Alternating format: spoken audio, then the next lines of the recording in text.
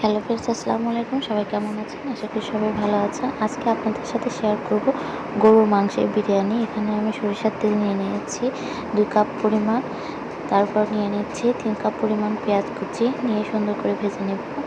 পেঁয়াজ বেরেস্তা করে নেব আর পেঁয়াজটা সুন্দর করে ভেজে নেব। বাদামি কালার না হওয়া পর্যন্ত কোনো কিছুই করা যাবে না। আর দেখতে থাকুন অবশ্যই, না টেনে ভিডিওটা। আর যারা নতুন তারা আপনার প্রিয়জনকে এভাবে রান্না করে বিরিয়ানিটা খাওয়াতে পারবেন। এতটা টেস্ট, এতটা ইয়াম্মি হবে যা বলার বাইরে। আমি এখানে নিয়েছিলাম গরম মশলার গুঁড়ো, গরম মশলার ফল, দারচিনি, লবঙ্গ, গোলমরিচের গুঁড়া, আদা রসুন বাটা আর জিরা বাটা নিয়েছিলাম। সব 1 চা চামচ করে এখানে নিয়েছিলাম আমি। বাদাম বাটা, যেহেতু বাদামটা আমার ফ্রিজে ছিল তাই আমি বের করেছি, তাই এমন লাগছে। পরিমাপ মতো লবণও দিয়েছিলাম।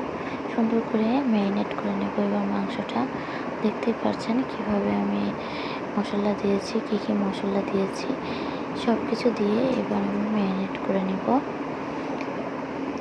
এখানে আমি পেঁয়াজ কুচিও দিয়েছিলাম, কিছু টক দই দিয়েছিলাম, এখানে বড় এলাচ দিয়েছিলাম, দেখতেই পাচ্ছেন। এবার সুন্দর করে মাখিয়ে নিচ্ছি আমি মাংসটা। মাখিয়ে নেওয়ার পর আমি মাংসটা আগেই তুলে দেব রান্না করতে। মাংস মাখানোর পরই তুলে দেবো, যাতে মাংসটা এদিকে হতে থাকে আর একদিকে আমি পোলাওটা রান্না করে নেব। যেহেতু গরুর মাংসের বিরিয়ানি খেতে অনেকটাই সুস্বাদু হবে। আপনারা যারা প্রিয়জনকে খাওয়াতে চান অবশ্যই এই ভিডিওটা দেখে রান্না করে প্রিয়জনকে খাওয়াতে পারবেন। এখন আমি দিয়ে দিচ্ছি বিরিয়ানির মশলা। এটা আমি হাতে বানিয়েছি। পরিমাণ মতো বিরিয়ানির মশলা দিয়ে দিচ্ছি, যাতে সুন্দর একটা ফ্লেভার আসে। আর এতটা সুন্দর ফ্লেভার আসবে, মানে খেতেও মজা লাগবে। সুন্দর করে আমি মাখিয়ে নিচ্ছি আবারও। মাখিয়ে নেওয়ার পরে আমি মাংসটা তুলে দেব, যাতে মাংসটা সুন্দরভাবে রান্না হয়ে যায়। আর রান্না হয়ে গেলে আমি মাংসটা পোলাওর সাথে মিক্সচার করে দেব। আর এদিকে দেখুন মাংস রান্নাটাও হয়ে যাচ্ছে। আমি আবারও একটু গোলমরিচ ছিটিয়ে দিয়েছিলাম, দিয়ে এপাট ওপাট নেড়ে ছেড়ে নিচ্ছিলাম। এখানে কাঁচামরিচও দিয়ে দিয়েছি, শুকনো মরিচও দিয়ে দিয়েছিলাম মাংসের ভেতরে। আর দেখুন কি সুন্দর লাগছে। এবার আমি পোলাওটা করে নিচ্ছি। পোলাওটার জন্য এখানে 2 টেবিল চামচ সয়াবিন তেল নিয়েছি, পেঁয়াজ কুচি নিচ্ছি, তেজপাতা, লবঙ্গ, দারচিনি, গোলমরিচ, গরম মশলার ফল নিয়ে সুন্দর করে নেড়ে চেড়ে একটু বাদামি কালার না হওয়া পর্যন্ত নাড়তেই থাকবো।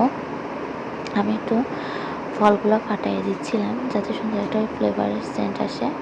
এবার বাদামি কালার হয়ে গেলে 2 কাপ চাউল নিয়েছিলাম, পানি ঝরাতে দিয়েছিলাম। চাউলটা পানি ঝরানো হয়ে গেলে এবার আমি চাউলটা সুন্দর করে ভেজে নিচ্ছি, এপাট ওপাট করে নেড়ে নেব। যেই চাউলটা বাদামি কালার হয়ে আসবে তখনই আমি চাউলের ভিতরে গরম পানি ঢেলে দেব। যেহেতু আমি 2 কাপ পরিমাণে চাউল নিয়েছি, তার ডবল পানি নিতে হবে। যে কাপ পরিমাণ আপনারা চাউল মেপে নেবেন সেই কাপেই আপনারা পানি মেপে নেবেন। আশা করি আপনাদের পোলাও রান্নাটা অনেকটা ঝরঝরা হবে। এবার আমি 4 কাপ পানি নিয়েছিলাম, গরম পানি। গরম পানিটা সুন্দর করে ঢেলে দিব। আর তার আগে আমি যে মাংসটা কষিয়ে নিয়েছিলাম, সে মাংসের ঝোল আমি সুন্দর করে উঠিয়ে নিয়েছি, মাংসগুলো আলাদা করে নিয়েছি। মাংসের ঝোলটা এবার আমি পোলাওর মধ্যে দিয়ে আবারও সুন্দর করে পোলাওটা ভেজে নিচ্ছি, যাতে সুন্দর একটা বিরিয়ানির মশলার একটা ফ্লেভার আসে। এই তো রেডি হয়ে গেল আমার গরুর মাংসের বিরিয়ানি।